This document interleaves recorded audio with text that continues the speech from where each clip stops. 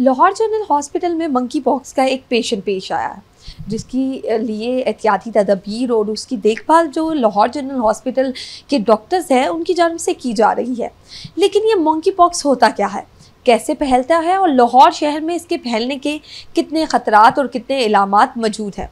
हमारे साथ MS doctor Faiyad Hussain मौजूद हैं, उनसे बात करते हैं, जानते हैं। सर मुझे बताएं, मंकी पॉक्स का जो अभी पेशेंट पेश आया, पहले तो उसके हवाले से थोड़ी सी बात करें कि उसकी अब कंडीशन कैसी है, वो स्टेबल है या सीरियस हालत में है? बिस्मिल्लाहिर्रहमानिर्रहीम, आपका बहुत शुक्रिया। हाँ, हमारे पास एक बेसिकली जनरल हॉस्पिटल पूरे लाहौर में जो आइसोलेशन वार्ड है फॉर एम पॉक्स, वो लाहौर जनरल हॉस्पिटल में है। और हमारे पास एक पेशेंट, वैसे 20 पेशेंट हमारे पास सस्पेक्टेड आए थे और उसमें से एक पेशेंट कंफर्म हुआ है 2 दिन पहले। और ये पेशेंट बेसिकली लिवर ट्रांसप्लांट का पेशेंट है और अमीनो कॉम्प्रोमाइज्ड है, लेकिन अल्हम्दुलिल्लाह अभी उसकी हालत इतनी तशवीशनाक नहीं है और स्टेबल है पेशेंट, और उम्मीद है कि वो इस बीमारी से रिकवर हो जाएगा। बिल्कुल, इंशाल्लाह वो रिकवर हो जाएगा। मुझे बताएं, मंकी पॉक्स क्या होता है, इसकी क्या इलामात होती हैं और कैसे पता लगता है कि अब इस शख्स को मंकी पॉक्स हो गया है, ऐसी क्या इलामात ज़ाहिर होती हैं? मंकी पॉक्स को अब WHO ने 2025 में ये कहा है कि इसको हम एम पॉक्स कहें। तो हमें आम ज़ुबान में आम लोगों को भी ये बताना चाहिए कि इसको हम एम पॉक्स के नाम से इस बीमारी को नाम लिया करें इसका। और ये बेसिकली बीमारी जो है ये काफ़ी पुरानी है और ये एक वायरस की वजह से फैलती है। और ये पहली दफ़ा जो है वो मंकीज़ में डायग्नोज हुई थी, इसी वजह से वहाँ से ये नाम ओरिजिनेट हुआ। लेकिन इंसानों में पहला केस 1970 में इसका डायग्नोज हुआ था। और उसके बाद ये वक्फ़ों से मुख्तलिफ़ कंट्रीज़ में इसके आउटब्रेक्स होते रहे हैं। ज़्यादा आउटब्रेक्स जो हैं वो अफ्रीकन कंट्रीज़ में जो एम पॉक्स के होते रहे हैं। पाकिस्तान में इसके केसेस जो हैं खैबर पख्तूनख्वा में काफ़ी केसेस आए हैं। लाहौर में ये पहला केस डायग्नोज हुआ है और ये वक्तन एक इक्का दुक्का केस जो हैं वो रिपोर्ट होते रहते हैं।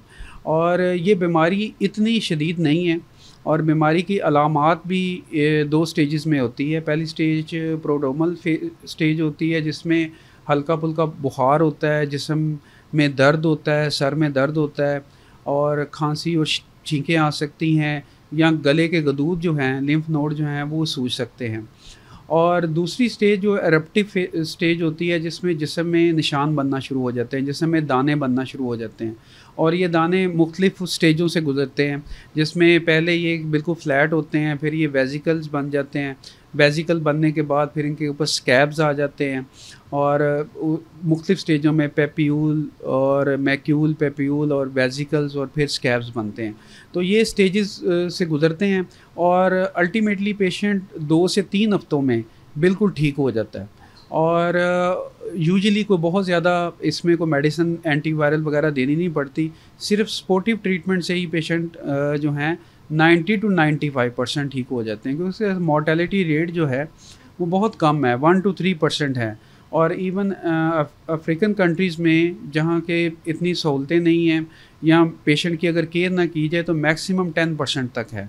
तो इस बीमारी से ज़्यादा डरने की ज़रूरत नहीं है, लेकिन एहतियात की बहुत ज़रूरत है, क्योंकि ये बीमारी जो है ये छूने से, बात करने से, पेशेंट के छींकने से और या उसकी जो ज़ख़म हैं उनको हाथ लगाने से एक से दूसरे में कन्वर्ट हो सकती है। आप कहना चाह रहे हैं कि इसमें अमवात का इतना ज़्यादा नहीं होता है, इतनी ज़्यादा अमवात नहीं होती हैं, जिसको भी ये इन्फेक्शन होता है, ये वायरस होता है, वो रिकवर कर जाता है, तो इस सवाल से डरने की ज़रूरत नहीं है। और आप एहतियाती तदबीर बता रहे थे कि ये फैलता कैसे, आप उसके हवाले से बता रहे थे, वो ज़रा दोबारा बताएं और आसान अल्फाज में ज़रा हमारे व्यूवर्स के लिए बता सकें कि कैसे फैलता है। अगर किसी को आपके घर में मंकी पॉक्स हो जाता है तो आप कैसे उससे दूर रह सकते हैं कि आपको ना वो चीज़ हो?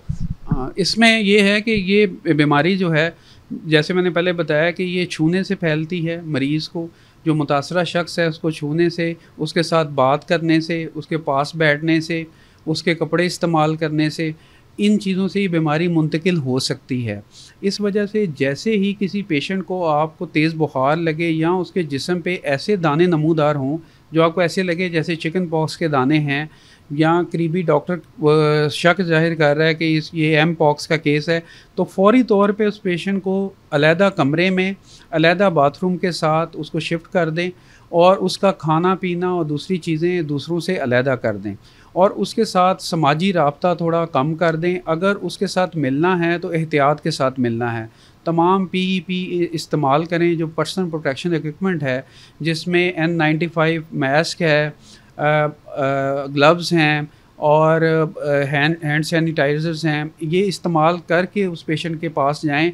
अदरवाइज़ ये है कि ये बीमारी इतनी ख़तरनाक नहीं है, लेकिन ये एक मरीज़ से दूसरे मरीज़ को फैल सकती है और फिर ये पब्लिक हेल्थ प्रॉब्लम बन सकती है। बिल्कुल, आपका सही कहना है कि ये पेंडेमिक की शक्ल इख्तियार कर सकती है कि उसके इसके फैलने के जो तरीके हैं वो बहुत ज़्यादा हैं, क्योंकि ये हाथ लगाने से फैल रही है, ये उसकी छींक से फैल रही है, तो आइसोलेट करना बहुत ज़रूरी होता है मंकी पॉक्स के पेशेंट को। और साथ ही साथ बताएं लाहौर शहर में कितना ख़तरा है इस मर्ज़ के हवाले से, क्योंकि मंकी पॉक्स बहुत तेज़ी से फैलता है। कोविड-19 जैसा नहीं फैलता है, लेकिन लोगों में इसका जो खौफ है एम पॉक्स का वो बहुत ज़्यादा पाया जाता है, लोग बहुत डरते हैं इससे। लाहौर में सिचुएशन बहुत अच्छी है, क्योंकि हमारे पास ये जो आइसोलेशन सेंटर लाहौर में बना हुआ है, ये पिछले 1 साल से बना हुआ है और इसमें टोटल 20 केसेस सस्पेक्टेड हमारे पास आए हैं। उसमें ये पहला केस डायग्नोज हुआ है, लेकिन ये भी जो है अमीनो कॉम्प्रोमाइज पेशेंट है और लिवर ट्रांसप्लांट का पेशेंट है और अमीनो सप्रेसेंट ड्रग्स ले रहा है, और इसने अपने घर में एनिमल्स वगैरह भी रखे हुए थे।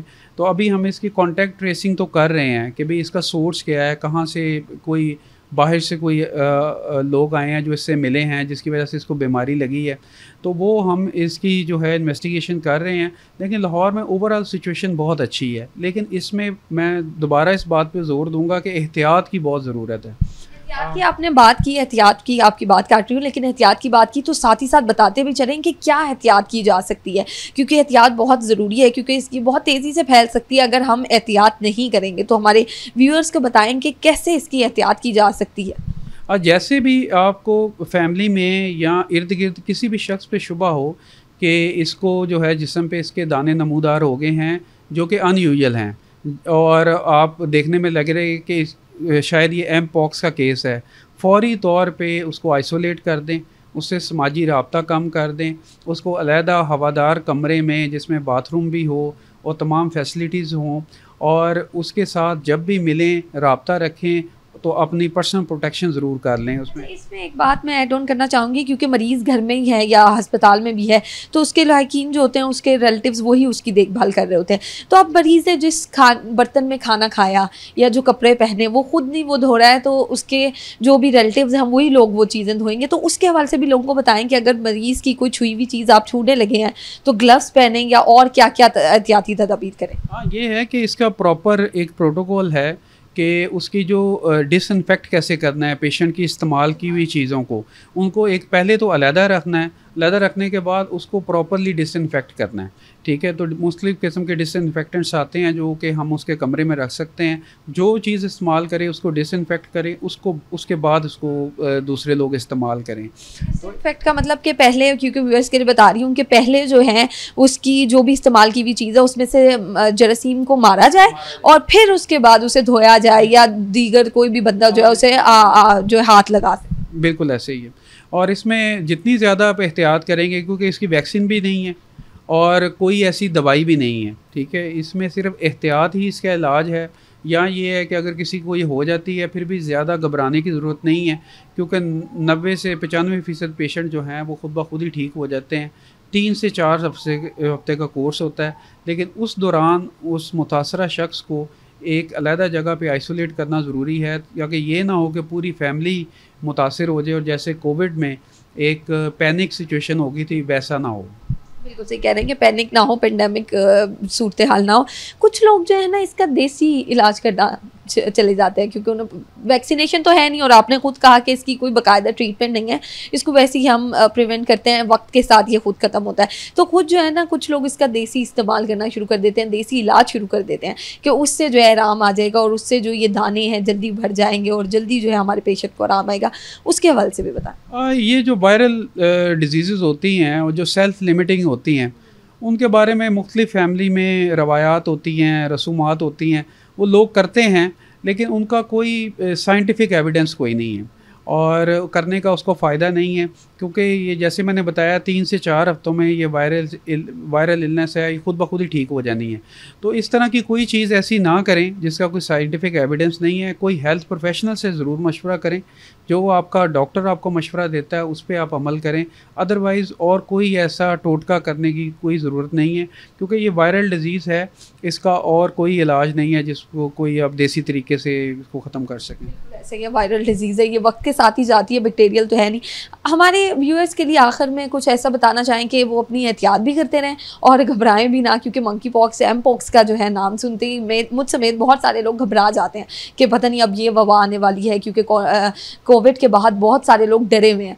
तो उसके हवाले से भी हमारे व्यूअर्स को बताएं कि डरना नहीं है, एहतियात कैसे करें। हाँ, बस इसमें एहतियात करें, मास्क पहनें और जब भी घर से बाहर जाएं कोशिश करें मास्क पहनें, और कोशिश करें कि फ़ैमिली में जो लोग बाहर आउट ऑफ कंट्री ट्रैवल की हिस्ट्री के साथ आते हैं उनको मिलने से पहले थोड़ी एहतियात करें, स्पेशली अगर वो बीमार हैं, उनको तेज़ बुखार है, गले में उनके गदूद सूजे हुए हैं, अगर इस तरह की अलामात हैं तो उनसे मिलने में एहतियात करें, या ये है कि पर्सनल प्रोटेक्शन इक्विपमेंट का इस्तेमाल ज़रूर करें। और गवर्नमेंट को भी चाहिए कि हमें भी जो एयरपोर्ट्स हैं, जो एंट्री पॉइंट्स हैं, उनके ऊपर जो है वो स्क्रीनिंग का बंदोबस्त किया जाए। और बहुत लोग जो हैं, बहुत सारे जो पैनिक है, क्योंकि मैं ख़ुद चाइल्ड स्पेशलिस्ट हूँ, तो लोग जो हैं चिकन पॉक्स के साथ इसको बहुत ज़्यादा वो मिक्स करते हैं। तो इसका रैश जो है वो चिकन पॉक्स से डिफरेंट है। चिकन पॉक्स का जो रैश है उसमें ये है कि डिफरेंट क्रॉप्स आपको मिलती हैं, यानी कि रैश की अगर जिस्म पे देखा जाए तो मुख्तलिफ स्टेजेस होती हैं। लेकिन ये जो मंकी पॉक्स का रैश है, एम पॉक्स का रैश है, ये इसकी एक ही स्टेज होती है। इसके तमाम दाने जिस्म पे एक ही शक्ल पे होते हैं। एक निशानी इसकी ये होती है। दूसरा इसके में ये होता है कि गले के लिम्फ नोड जो हैं वो उनकी सूजन हो जाती है, जो कि यूजुअली चिकन पॉक्स में नहीं होती। तो ये दो फ़र्क हैं। वैसे आप करीबी डॉक्टर से मशवरा करें तो ज़्यादा बेहतर है, लेकिन आम तौर पे क्योंकि चिकन पॉक्स बहुत कॉमन है और जिस बच्चे को भी चिकन पॉक्स होता है फिर लोग ये समझते हैं शायद ये एम पॉक्स है, तो उसमें ये दो चीज़ों का ख्याल रखें। अगर आपको लग रहा है कि ये सारी क्रॉप्स जो हैं वो एक ही शक्ल की हैं, ये तमाम जो दाने हैं उनकी बज़ाहिर शक्ल जो है वो एक जैसी है, तो उसमें फिर ज़्यादा ये शक होता है कि ये एम पॉक्स का केस है। बिल्कुल, उनका कहना है कि एम पॉक्स और चिकन पॉक्स को जो है कंफ्यूज नहीं करना बीच में उसके, ये नहीं समझना कि ये कौन सी बीमारी है। किसी भी बीमारी को डायग्नोज करने से पहले, सेल्फ डायग्नोज करने से पहले करीबी डॉक्टर से जो है हमने रुजू कर लेना है, और साथ ही साथ एहतियात का दामन बिल्कुल हाथ से जाने नहीं देना है, क्योंकि किसी भी बीमारी को मात देने का सबसे बेहतरीन और आसान हल होता है एहतियात करना। इसी के साथ हमें इजाज़त दीजिए और सिटी 42 के डिजिटल चैनल को लाइक और सब्सक्राइब करना है।